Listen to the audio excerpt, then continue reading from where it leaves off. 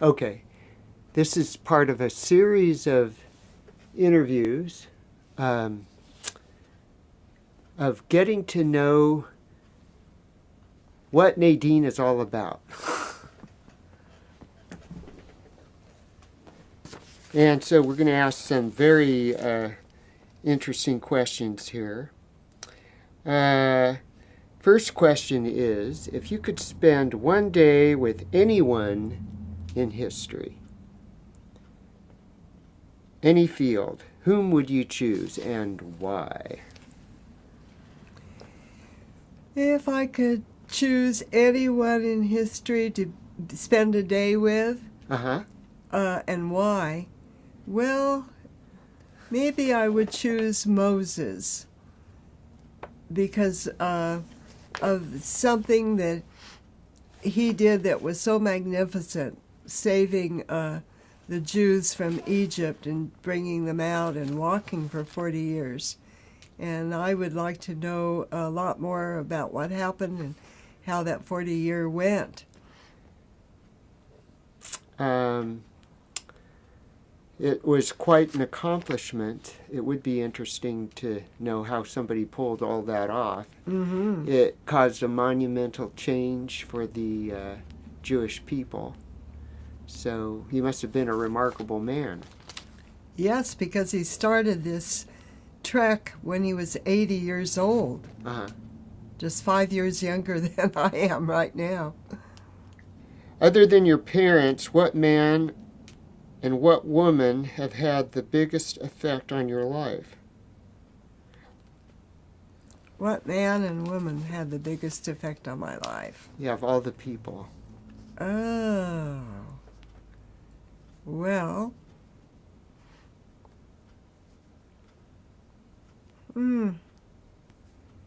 Gosh, Steve, I don't know. Well, I could offer some suggestions. All right. My father, Wes, had a huge impact on your life. Oh, yes. Now I could pick him because he did change my life. And then, along the same lines, maybe one of your other partners that you've had also had a very big influence, maybe changed you or influenced you in some big way. But since we're on that track, of all your partners, which one do you think shaped your life or influenced your life the most? No doubt Wes did. Wes did, okay. Yes. Why is that? Because How is that? Because I had 2 children with him, and that certainly changed my life completely. I became a mother at a very early age, and that decided more or less what I wanted to do with my life, be a teacher.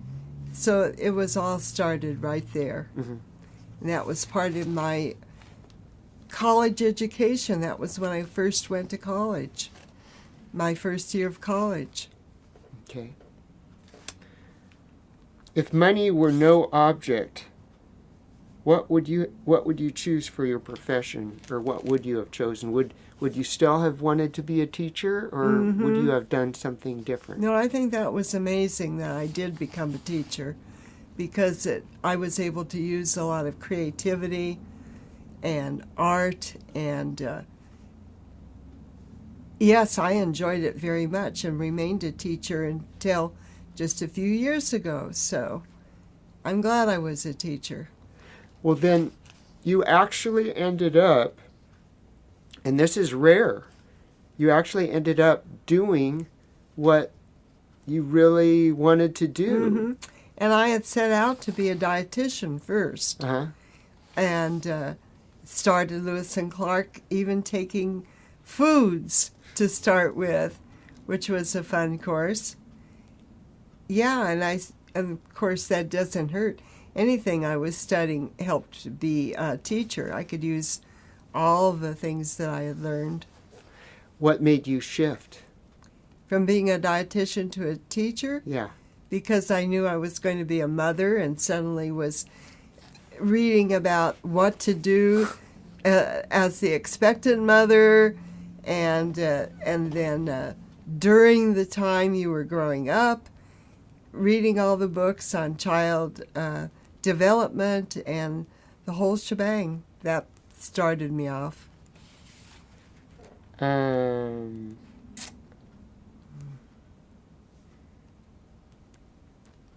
So what about your own childhood? What was your most vivid childhood memory that you have?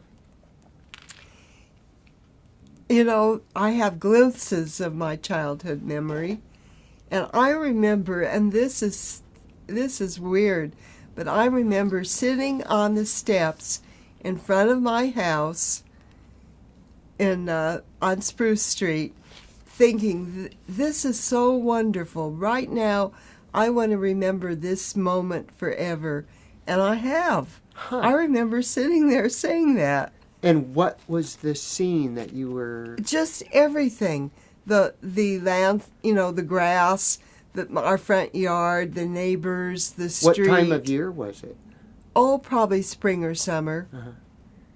And I just wanted to remember this moment, being a little girl sitting in front of the house. And because it was so pretty, or... Because I was glad to be there, I think. Huh. And I appreciated it all. And I was so little, I couldn't have been more than 4 or 5. Uh-huh. Do you have any other really vivid memories like that? Yeah, I remember sitting in my bed, in my crib, looking at the quilt on my bed and all the pictures on it and my imagination and thinking about them all. Uh-huh. And I remember that. Huh. And that goes back probably to, I don't know what, 1 or 2.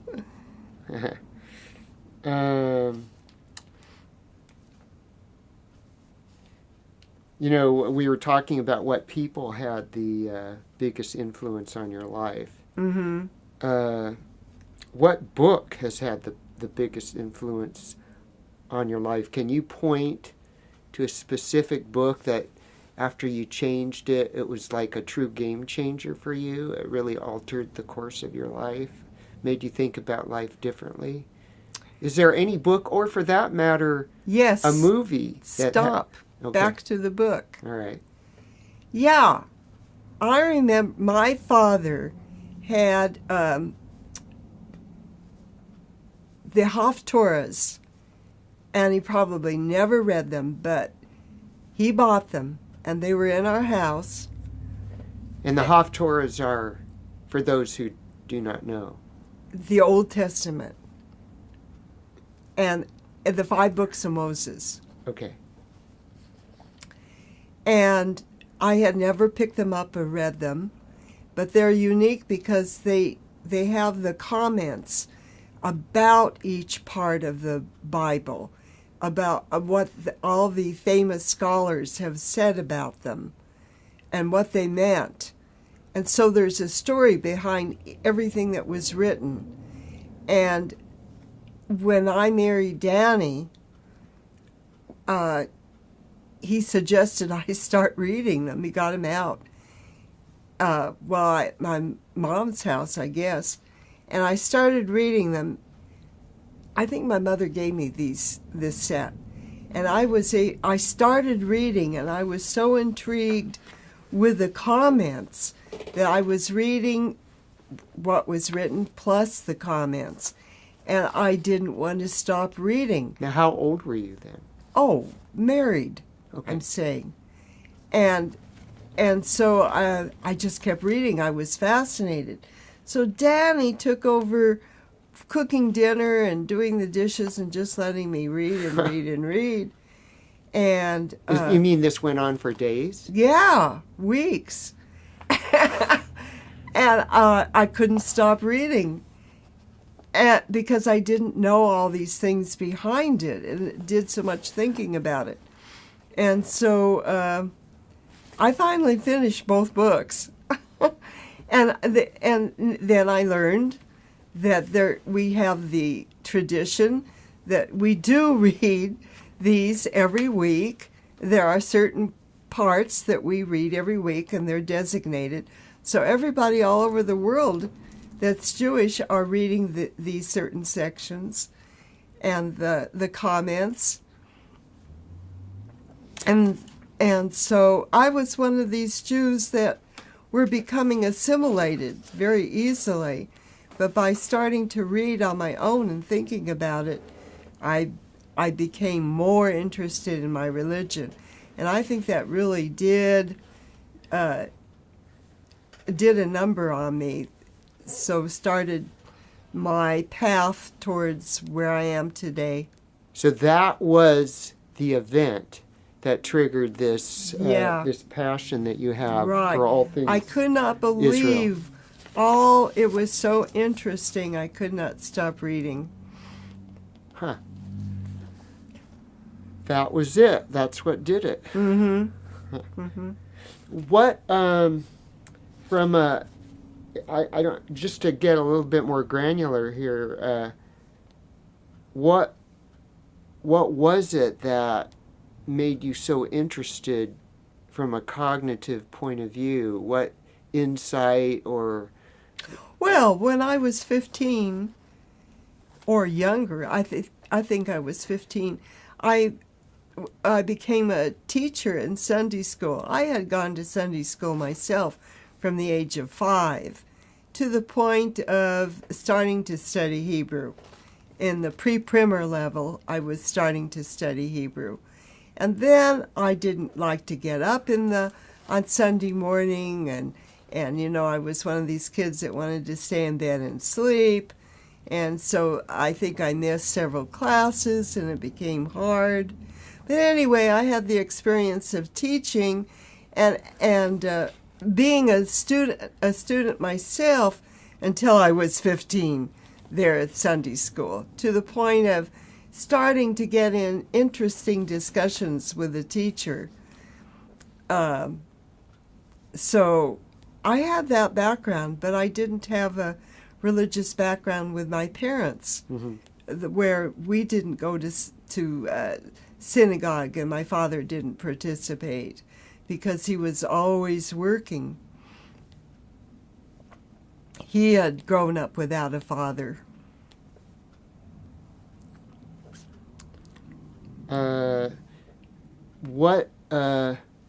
What insights did you get, if you could just mention one or few that had such a big impact from reading those books? Why did it have such a profound effect? Well, because these were all the brain... What perception? Oh, an appreciation of my religion, an understanding of my religion, far more than I ever knew. Okay. A history of it. Uh-huh. The amazing stories behind it all. The things that happen, unbelievable. But especially the discussions of the brains of that time as to how they understood everything. You know, Rashi was a commentator throughout a lot of it. And now I find that I am related to Rashi.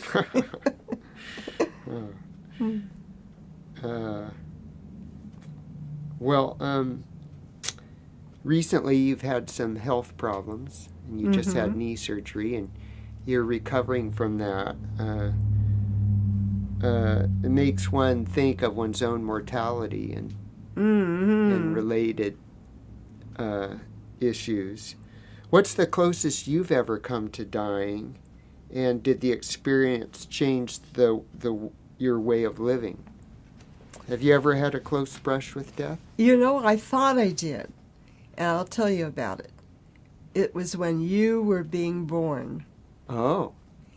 And I had the experience of being out of it, but going through a tunnel and going really fast and knowing and seeing everything, experiencing that whoosh and wanting to tell your father about it.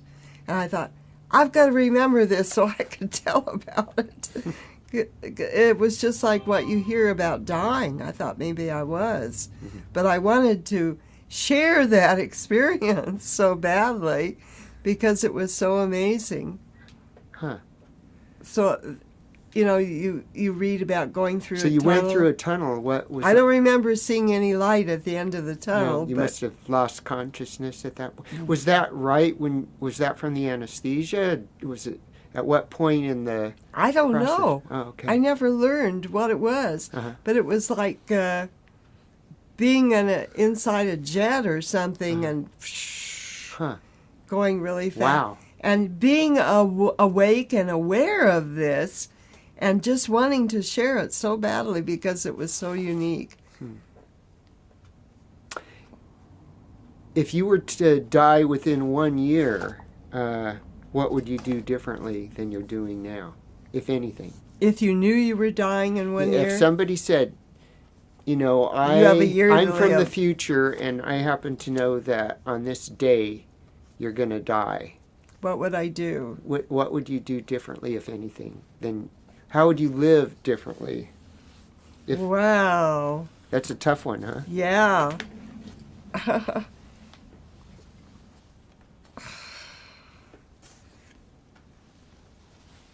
I don't know. Yeah. Probably want to do a few things I hadn't been able to do, but That leads to a kind of a corollary, which is there anything that you okay. regret not having done? yeah, I would want to go back to Israel One more time? one more time, yeah, and maybe die there. Really? Yeah. Oh, definitely. Can you expand on that? Explain why you'd want to die there? It is a wish of Jews who really know that they're Jewish that to die in Israel, to be buried in Israel. If I was going to go back and see Israel, I might as well stay there and die there and be buried there, because this is careful what to do. So, Yeah. So is that the only thing that you regret not having done, or that you would want to do? Well, let's see. I've posted so much of my genealogy. I would make sure I had everybody have their genealogy that I've worked so hard on. And I have posted it in a lot of places because I thought I was going to die before with my heart, because I've had a heart operation. And let's see. So the genealogy, see if there was any last words I wanted to say to people. Hey, now Get them written down. Put them on my blog. But so that see my family.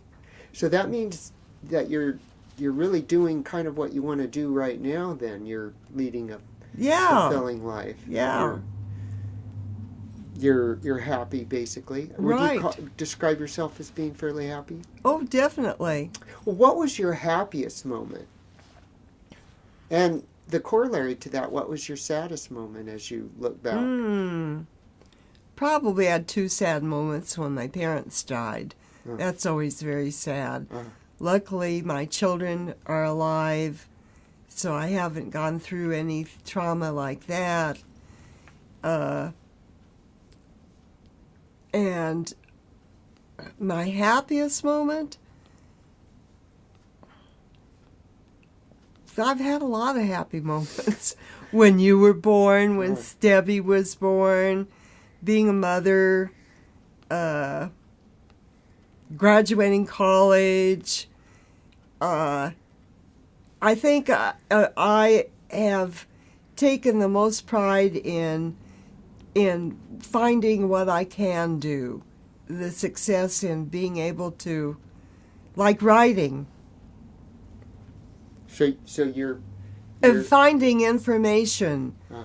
and being able to put it together and write about it. And this is a real feeling of success. Huh. Yeah. Achievement. Achievement, right. You said the saddest moments were when your parents died. Yeah. That makes me think of something that's not sad, but challenges are can sometimes be very can have big impressions on our life. And you're going through a huge challenge right now with your knee recovery. Mm-hmm. But let's compare this knee recovery to other challenges that you've had in your past. What would you say, when you look back over your whole life, what was your greatest challenge? and did you overcome it, or did it overcome you? What happened? God, I've had challenges. You've had so many challenges. So many. Like, I remember when I was much younger, as a child, you had health problems that were very challenging. Asthma that just totally... Oh, right. Living in Eugene, right. I couldn't even go to bed. Right. I had to sit up in the Chase Lounge. You couldn't even breathe. Yeah. That was a huge challenge. I had to go to school and teach in the morning and come home and take pills and had the asthma and everything, and then take care of you kids too. Oh, I don't know how I did it. Yeah. But that was horrible. Eugene was so full of pollen, far more than Portland. Right. Which was bad enough. Yeah. God. Yeah. So and do you know that I had to take asthma shots, for allergies, up to the day I left for Israel. And when I got to Israel, from then on, I never had another shot. And I never had to take any more pills. And I said, why? This is the dustiest country I've ever seen. But different pollen. Different dust. Yeah. Different pollens. Especially the dust, different. And I was fine for all those 5 years, and that carried over to when I returned back to the States. That immunity that had built up, I was fine for years. Huh. So that turned out to be a really good thing about going to Israel. Yeah. Amazing. I said, boy, maybe this was my country after all. How would you compare the challenge right now of the knee surgery to your other challenges? Oh, well, different, because this is physical. Right. And I'm older and can accept, every day I say, well, what's new today? Something's going to happen. Mm-hmm. So you're kind of prepared for things. And you just take it every day as it comes.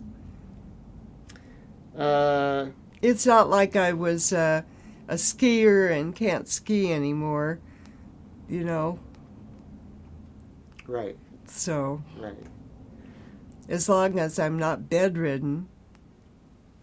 Do you have any big goals or aims right now?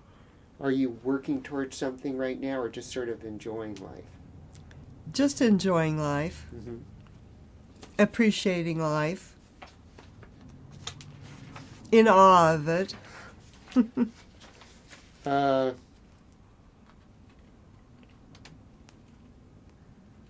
If you had to spend 3 months alone on an island, what would you take with you? Oh, geez. Beyond the essentials for survival. I mean, obviously you're going to say, well, I take water and food, but not counting that stuff. Lots of books to read that I haven't read yet. Would like to read. What books would you take? Or what two books would you take? Well, naturally everybody would say the Bible, and I'd probably want to take that too, feeling I'm going to be stranded for the rest of my life. Geez, I don't know what else. Matches. A lot of matches. that would be like the survival kit. So you can't yeah. Yeah. Okay.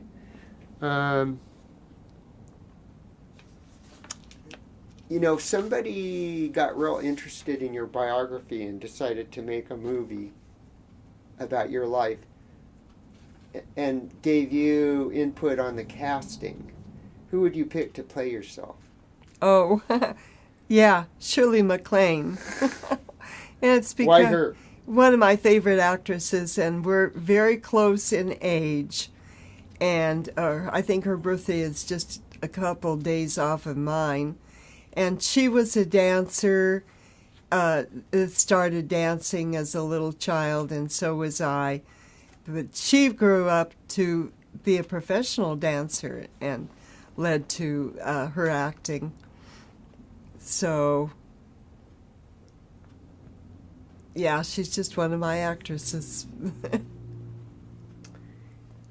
You know what an epitaph is? Yes. On a tombstone? Yeah. What would yours say? Read. What would you like it to say? Read. One word, read. Read. Exclamation point. Yes. Okay. That kind of goes to your whole life's mission, You spent your whole life educating children, and then in the later phase, educating adults. Yeah. When you taught ESL in To Ontario. To adults, Yeah. right. And they were the most wonderful of students. I really enjoyed working with adults that wanted to learn. So much of our life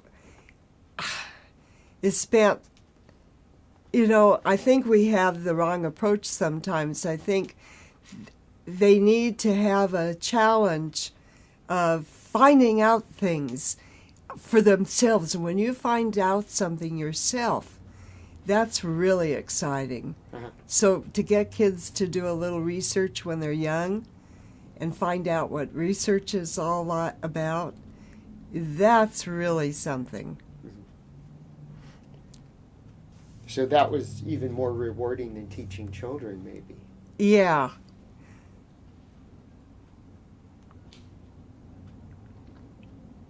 If you could change one of your physical characteristics, what would it be? To be naturally slender. There you go. What about psychological characteristics? Like some people have a habit or trait that they don't like. Do you have like a psychological characteristic that you would like to I don't know, but improve I'd take improving my IQ any day. Okay, all right. So you really value intelligence. Yes, I Okay. do. All right. It's very special. Parents need to guard their children's heads as they're growing up, not let them fall. What is your greatest fear in life? Earthquakes. Really? Oh, yeah. Seriously? Seriously. Why do you think that is? A long time ago, when I was a little girl, 4 or 5, I don't know, I saw the movie 10,000 BC, Uh-huh. and I was with my mom, and I remember the earth opening up and these prehistoric people, mother and child, falling in there. And we've experienced a few earthquakes in Portland, Uh-huh. and the shaking, to me, is the world is out of your hands.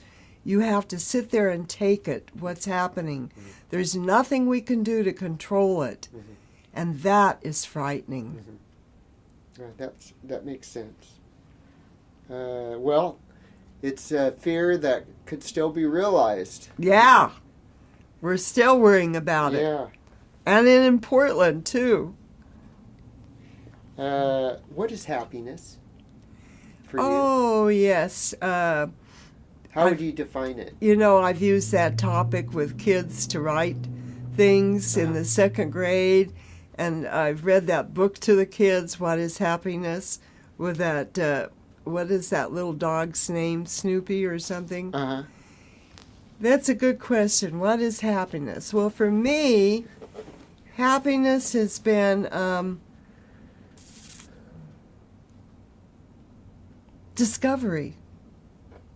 So your most you feel most alive and exhilarated and when you're discovering something new. Yeah. Huh.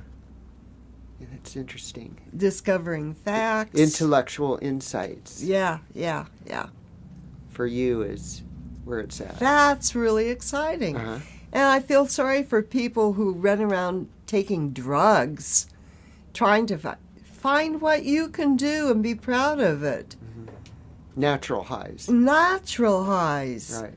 Is it because they're not trying to find out what talents they had or what they could do, what they could create?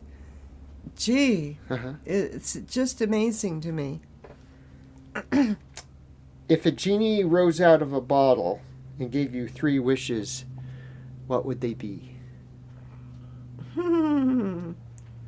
Oh my goodness.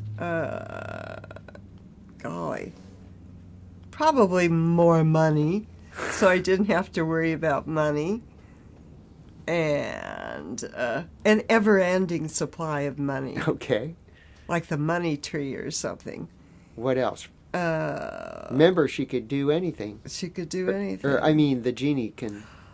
Oh, the genie can find remedies for all the illnesses in the world. Okay. And then put a stop to wars. Those sound like great wishes. Yeah. When I was a little girl, Steve, I had to do dry the dishes all the time. That was my job through life, drying the dishes. And while I was drying dishes, I was solving the world's problems. Huh. Good for you. Yeah. And what I would do if I was president. You'd be thinking of things. You're right. Yeah. Right. If you could erect a billboard on the highway that would be there for a year, as people drove by, they would all see it. What would your message? What would your billboard say? Oh my gosh! Have you done a good deed today? Huh? Why would you pick that as your message? That's a good thing to do. A mitzvah. A good deed. Because doing a good deed makes you feel good. You don't have to take a pill to feel good. Doing something good makes you feel good.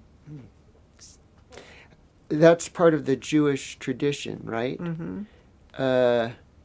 How far back does that go? And to Moses. So did Moses discuss doing good deeds to other people in the... Everything we have comes from the Torah and has developed from there. Okay. The insights of the of the other rabbis that have come along too. Do you remember from your reading, like, what story or how they taught that exactly? No, because it's such a part of our lives. Okay. That I don't remember exactly, but it's in there. Okay.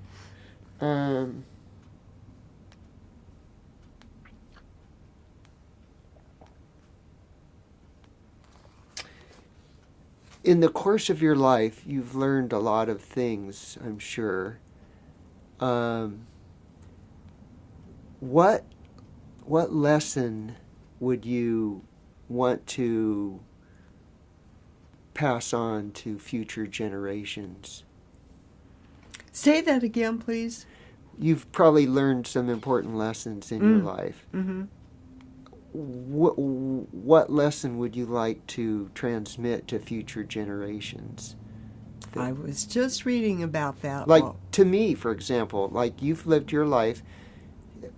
Is there a certain thing, a piece of advice that you'd like to give me to make my own life more successful? Well, I was just reading some facts and thinking about writing a blog about it in a day or two of this very thing. Uh-huh. Being Jewish and being very proud of being Jewish, and I'm just reading that we're going to lose 70% of the Jewish people in the United States because they don't know a darn thing about being Jewish. They know they're Jewish, but they don't know anything about our religion. And so 80% of the Jewish people in the United States do not even read Hebrew. And I was one of them. Now that I've lived in Israel, I can say I can read.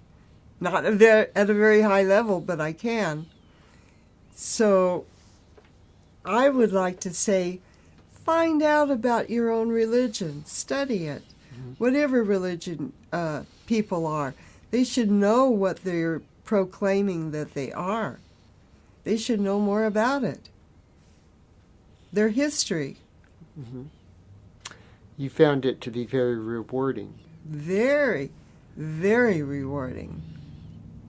That the more you know about your own history of the people you came from, the more rewarding it is.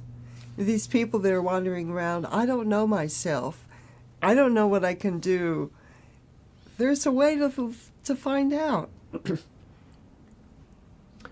What book have you gifted to other people more than any other book? What book have I gifted? I don't think I've picked one particular book to do that. Something that I thought maybe they would be interested in, hopefully. If you could know the absolute and total truth to one question, what question would you ask?